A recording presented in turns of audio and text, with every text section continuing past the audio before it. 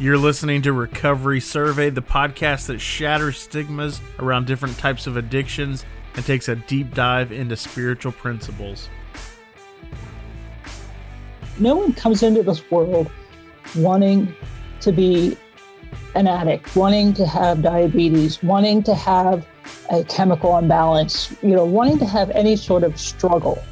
No one comes into this earth wanting these types of struggles. So from that viewpoint, I'm not judging one side or the other. There's no judgment whatsoever.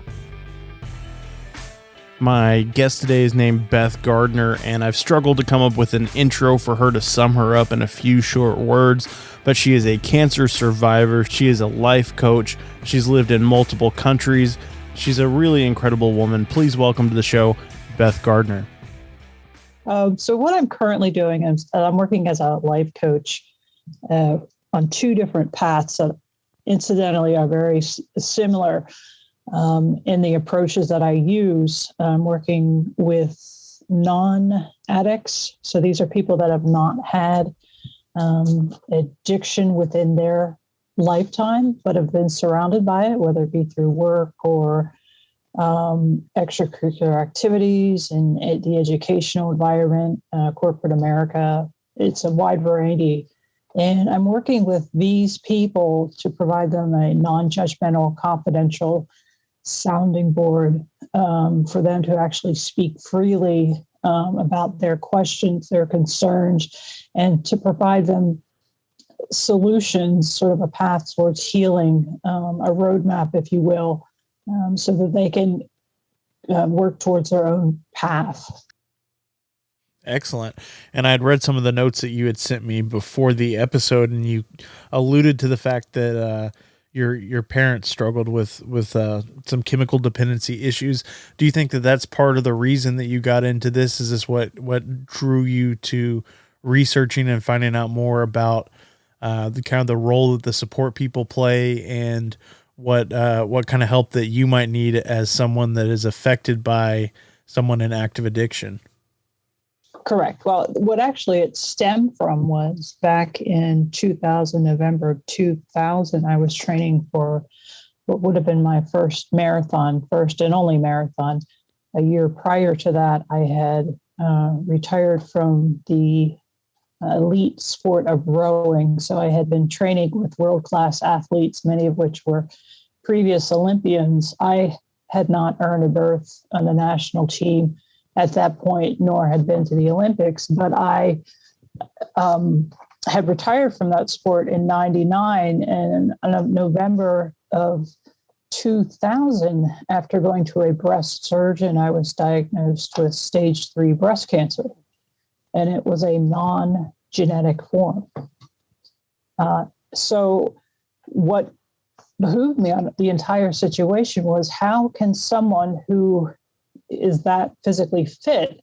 And I was literally, I remember at that time, a very low weight and probably about 12% body fat just from training for the marathon. So anyone training for a marathon is going to be in incredible shape, regardless of their body type. But I thought, how on earth did I get cancer? Because my entire life I'd been an athlete since the age of since second grade. I had also been a dancer, and a dance for a company in Philadelphia. So I'd always been pretty conscious about what I ate, simply because if I wasn't, it would come back to haunt me, whether it be through stomach cramps or a poor performance, or just feeling lethargic. So when once I got through the 2 rounds of chemotherapy, which were very aggressive, and then I had radiation, by July of 2001, I was done with all treatment. And that's when I really started to do research as to why someone like myself, who's literally was the picture of a healthy human being, would get sick to that degree. And at that point in time, I had never had a broken bone. I had a herniated disc at one point, but that wasn't an injury I was able to overcome. But I just never got injured. And also, I just didn't get the cold or the flu every year like everyone else. So I started to read a book called You Can Heal Your Life, and it's by the late Louise Hay. And we can provide listeners a link to that book.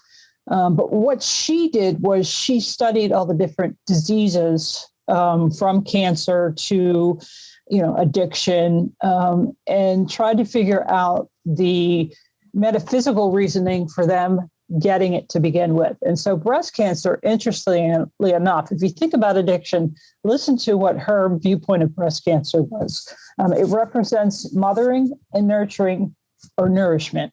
And so it was the lack of mothering, nurturing, or nourishment throughout a certain period of time. Breast cancer is a creation of lumps. It's the refusal to receive nourishment or not having received the right type of nourishment through a course of time during someone's life. It's from usually people that have put everyone else first in their life. Very true to that of enablers or codependents. They always put the addict first, right? So, and it's also associated with overmothering, overprotection, and it being overbearing. Then I researched what her definition or reasoning was for getting the cancer. And it's from long-term deep hurt, long-lasting resentment, deep secrets, deep grief, eating away at the self, and carrying too many burdens. Again, if you listen to those explanations, how similar are they to that of enablers or codependents? And so when I started to do research on alcoholism and any type of addiction, and again, I had just seen it in almost every area that I've been in. And it seemed the higher I climbed, whether it was academically, whether it was through a career path or through sports, the more troubled people I would cross, whether it be a chemical imbalance or some type of addiction. And when I say addiction, I mean prescription, I mean pornography, I mean anything that you can really be addicted to, food, shopping. It's a wide range the way I'm looking at it. So that's initially what stemmed my revelation and my interest in getting to understand more about not just all the addiction, but also those on the other side of it.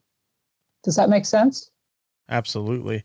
And I would love to hear from you, from your side, from your perspective of the codependency and what it's like to experience the manipulation and the shame and stuff, because I don't have personal experience on that side of it. I have the lived experience of being a recovering drug addict, and I know what it's like to be on that side and like the mental aspects and what it's like to experience that, but I have no idea what it's like to be on the other side, to be the friend or the family member of someone that's going through that kind of situation. So I would love to hear more about that.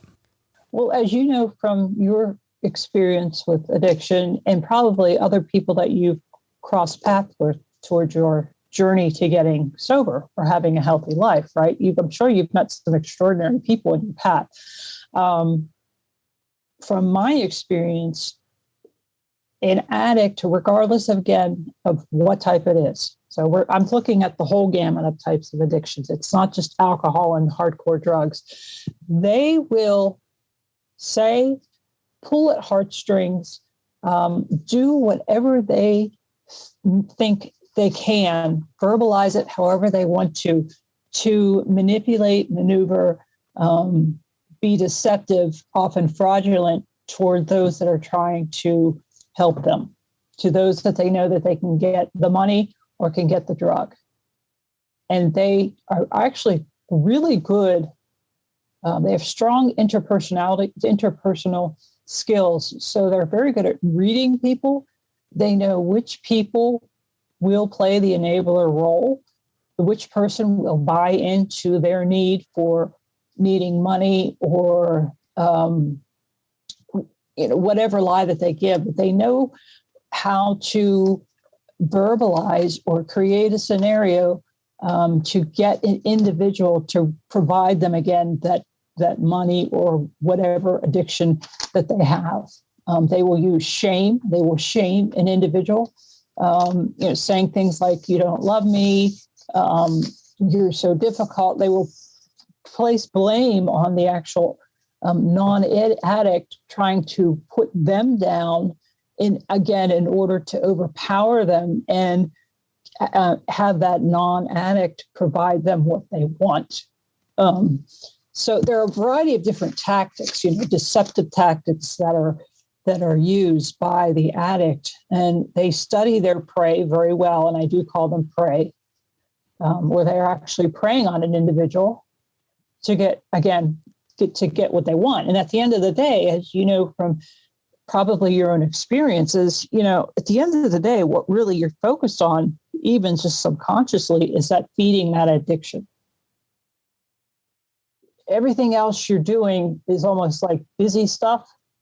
But at the end of the day, you really want that. You want to feed that addiction and do whatever it takes to get it. So they are master manipulators. They are very good at reading people, and they know which ones.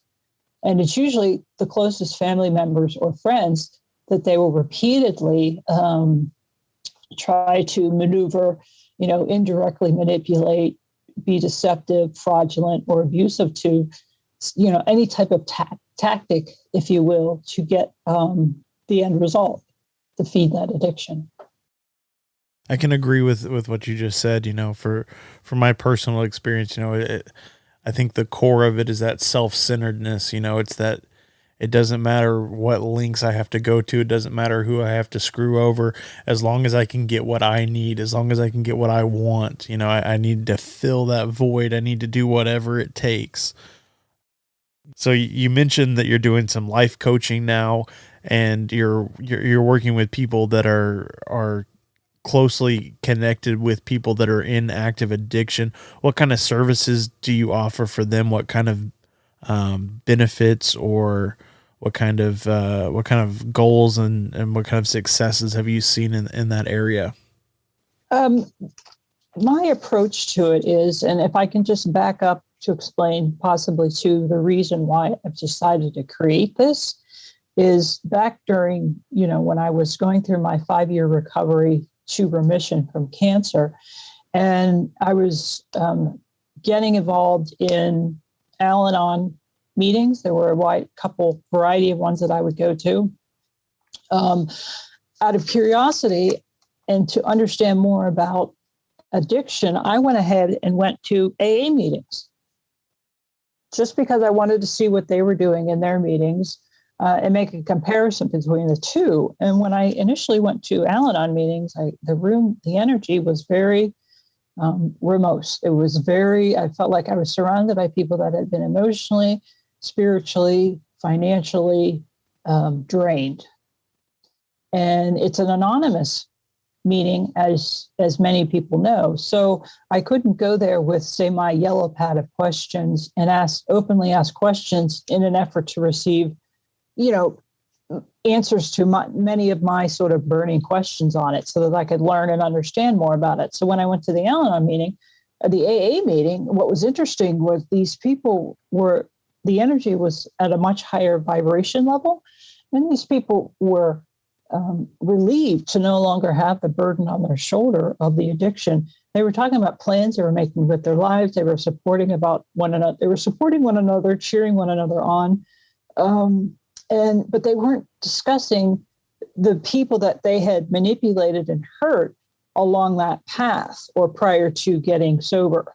So that was part of my sort of back study on understanding not only addiction, but also understanding what other people that had not been but had an addiction, like what they were going through. And if I can also just say, I say this to everyone, and I do mean it. No one comes into this world wanting to be an addict, wanting to have diabetes, wanting to have a chemical imbalance, wanting to have any sort of struggle, wanting to be handicapped, wanting to be blind, to be deaf.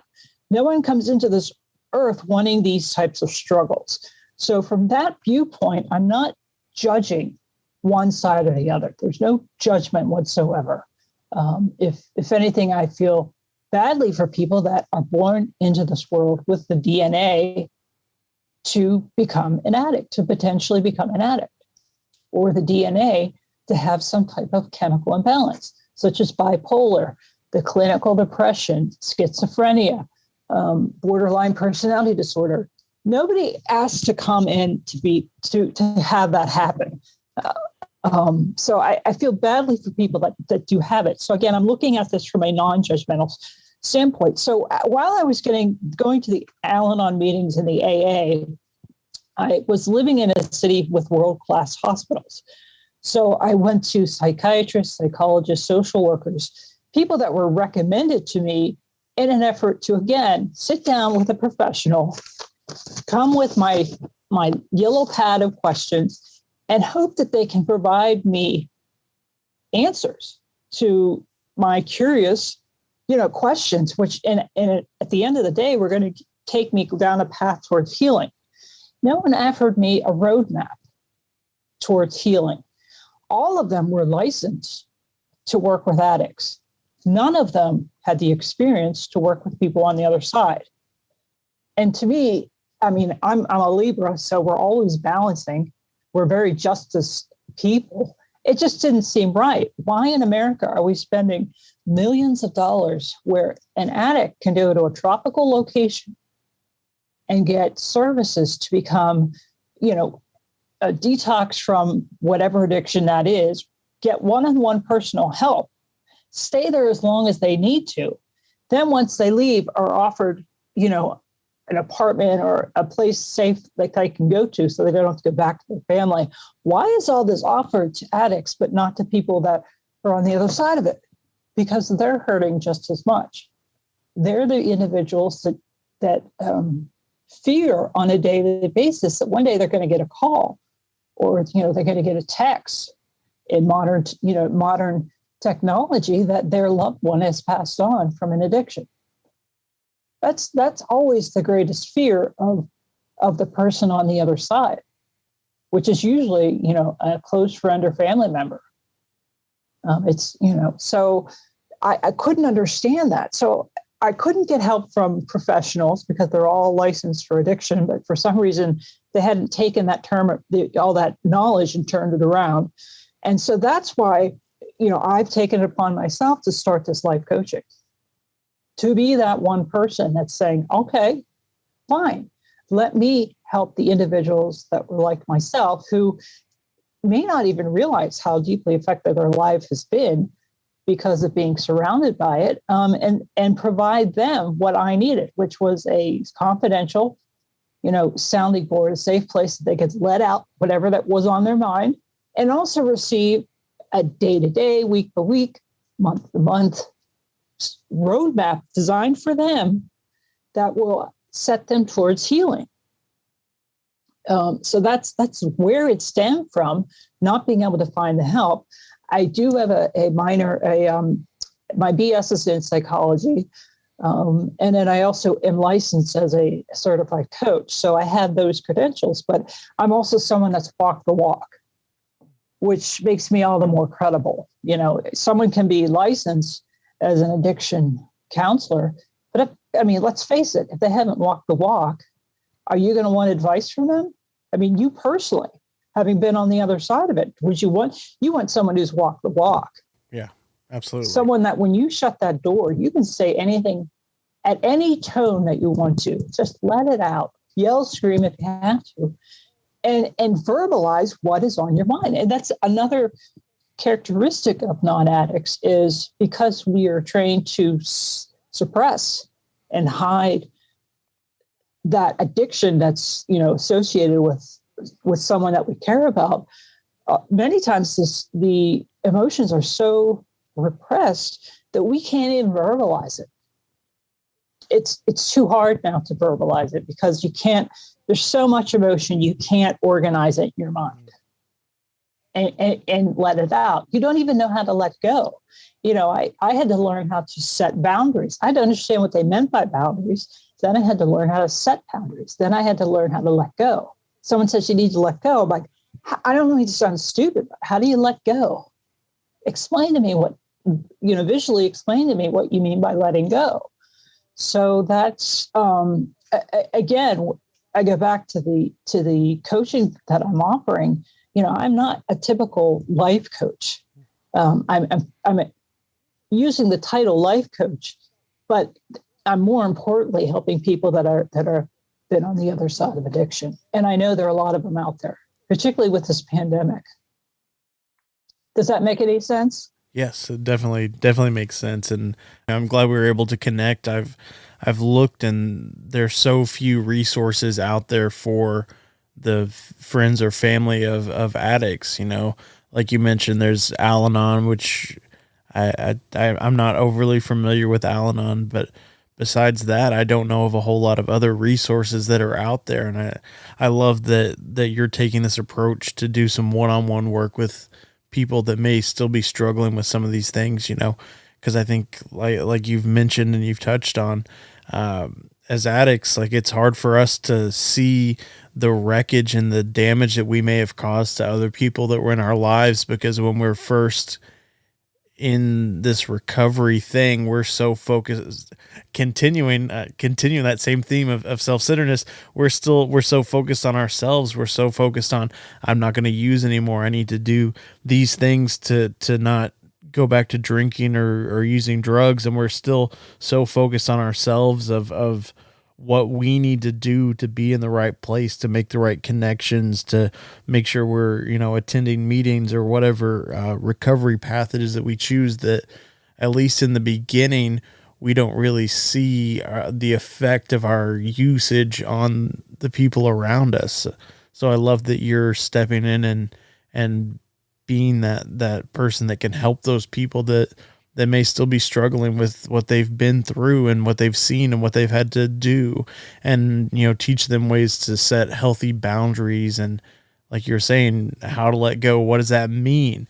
Because I think a lot of times we hear these different words, we hear these terminologies of, just let go or whatever it may be, but nobody takes the time to explain it. It's like, okay, what does that mean? How do I do that? What am I letting go of? So I love that you're in this place where you're willing to help those people, and you also have that lived experience, like you mentioned, where, if I'm going to a counselor or somebody that's an addiction, whatever, fill in the blank, addiction counselor, and they've never walked the walk, I don't know. It's not that I don't necessarily trust you, but it's like, what do you know about that? Like, you've never been there. You've never experienced it. You don't know it. You don't know what it's like. So I love that you're using your experience and your education, and all these tools have come together, and you're here to help people that are struggling.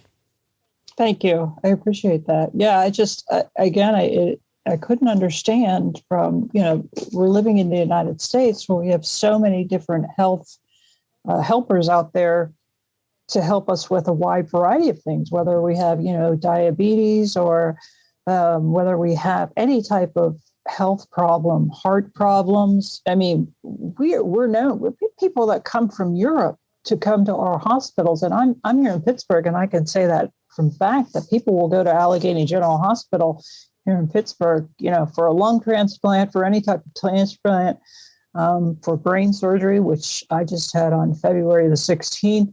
I mean, people come to the United States to seek out help. So why don't we have this one thing that we don't just need in the United States or Canada, but we need it globally? And the other reason I'm so passionate about doing this is I know from my own experience that if you don't work on those traumatic issues, and essentially it's all boiling down to trauma, these deep-rooted, and I mean black roots that are in your soul, not just in your heart, but if you don't pull those problems come back again, and you have to keep relearning them over and over again until you get it right. I mean, that's talked about by every talk show host. I mean, that's a regular discussion on Oprah Winfrey. With Oprah Winfrey is, if you don't deal with whatever issue is so repressed, that you're going to be not only carrying it with you, but the same situations are going to keep repeating and coming to you. They're just going to be disguised differently. They're going to be with different individuals, but you're dealing with the same problem. And from my own experience as well, I remember going to college and just like wiping my brow and thinking, well, that was interesting. Don't want to go through that again, and just thinking that was it. And I was too young to know at that point in time that if I hadn't dealt with it then, it can follow me throughout life. Who wants to carry that type of baggage? Did you deep down in your soul want to really have an addiction? I know that there are people that don't. I feel badly for people that are smokers. I don't shame them for it. I feel bad because I know deep down they really want to get rid of that addiction. And from what I've understood, it's like the hardest one out there. So I'm compassionate. I'm empathetic for people that have that DNA gene. Again, you didn't ask to come into this world to have it. And we all are fortunately born with something. So, it just goes back to my own experience and not having what I needed. And why not be the one person that starts, and then maybe it'll catch on. Because if I hadn't done the work, I would still be in the same place I was 20 years ago. Or, more importantly, I would have been dead from cancer. I knew that was the main reason why I had to do the work, was so the cancer didn't come back. That was why I got the cancer, the stress and toxicity from it all. So I pulled those roots, and guess what? Now I'm 20 years free. But quite frankly, I wasn't supposed to be here today. I wasn't supposed to make it past 5 years. And that's a hard reality when you're 30 and you've lived your life to the best of your ability, like going after what you're passionate about, not trying to harm anyone, just going about your own business.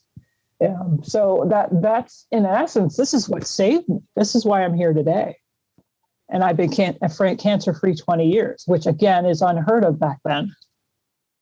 I was told how long I would live for. It's weird at the age of 30 to make your own burial plans.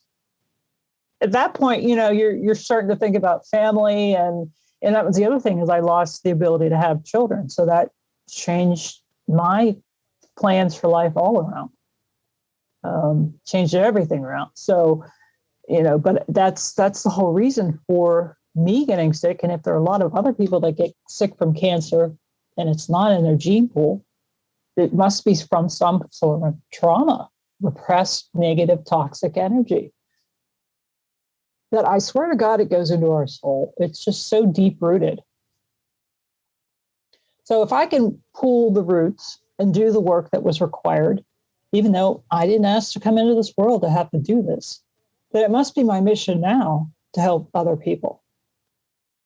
And in this pandemic, and that's why I've launched it and really stepped on the accelerator with it. After having done research for 2 years at Carnegie Mellon University, I had access to it here in Pittsburgh. So that in itself was phenomenal. It's time to open up and start helping other people. I love that. And we're kind of coming towards the end of the episode. Would you mind telling the listeners how they can find you, maybe a website or a social media profile or some way that they can get in contact with you if they're interested in the services that you're offering, or if they have any kind of questions or anything along those lines? Sure. The easiest way is to go to my website, and there it's called Self, SELF, as in Frank, reliant.info. So that's info as in information, self-reliant.info. And there you're going to see my complete career background, my athletic background, a lot of which has sort of led me to this path today. I do include the link to my LinkedIn profile. So from there, you can, again, see my credentials and learn more about me. And then I have my Instagram, which I've actually posted my progress from the brain surgery, which quite frankly, I would have never done 20 years ago if we even had social media then, because I was just too private of an individual. But I posted my recovery from that. So that's where they can get the information. That's where they can contact me. And I'm more than happy to set up a free consultation to sort of talk through what they're working on, get my head wrapped around, no pun intended, what they're dealing with, and then start setting plans toward their healing. Yeah, and I would definitely encourage the listeners to check out your website, because I feel like today we just kind of scratched the surface of Beth. You've had so many different experiences, and in the email that you sent me before the episode, I was like, man, is this person real? Like you have your athletic career, you've lived in all these different places. I mean, there's just so many chapters to your story. So I would really encourage the listeners to hop on your website and learn more about you, because you are a very fascinating person. And I'm really grateful that you came on the show today and shared just a little piece of what it is that you're working on. So thank you. Oh, I appreciate it. And if I could just say one more thing, on that website, as you know, are my blogs. And those blogs are the actual content, real content that I found from research I did at Carnegie Mellon University here in Pittsburgh. Like I said, I have access to the library. I am a very curious person. I'm a closet intellectual. I love to read. I love research. So all that information on those blogs is for other people to read. And yes, I realize we're in a state where everyone does videos, but you know what? Sometimes you got to read something. I'd encourage people to read it. If they want to print them out, take notes on it, because that's also part of the healing process. It's not just reading, but taking notes. And once you take notes, then it really gets cemented into your head. So I've just provided those topics: manipulation, codependency, toxic shame. And I also did research on addiction, so I could understand the chemical aspect of it, because it's not fair for me to just focus on myself and not understand what the addict is going on the other side. That was part of my recovery. So please read those blogs to all the listeners, because that information is for you. It will help. And it's sort of a stepping stone then before contacting me. Perfect. I appreciate you kind of expanding on that and letting the listeners know about the different blogs and the different topics that you have on your website. And the links for those will be in the show notes. If you're on your phone, you can scroll down and you can see the different links and tap on those to see what we're discussing. Or if you're on your computer, I'm not exactly sure where they're at, but they're somewhere on your show notes.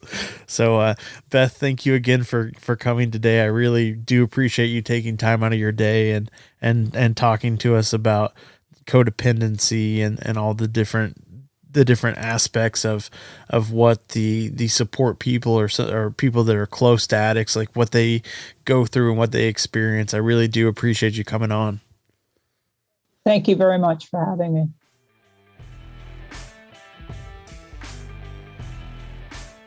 Beth, thank you so much for coming on the show today and sharing some of the struggles that support people and family members have with active addicts. Guys, I would really encourage you to head over to her website and check out her blog. She has tons of great content. You've been listening to Recovery Survey. If you got anything out of today's episode, I'd ask you to please leave us a 5-star review and share this episode with a friend. If you'd like to get in contact with us, you can find us at recoverysurvey.com. You can listen to all of our episodes on the website, as well as connect with us on social media, where you can get previews for upcoming episodes.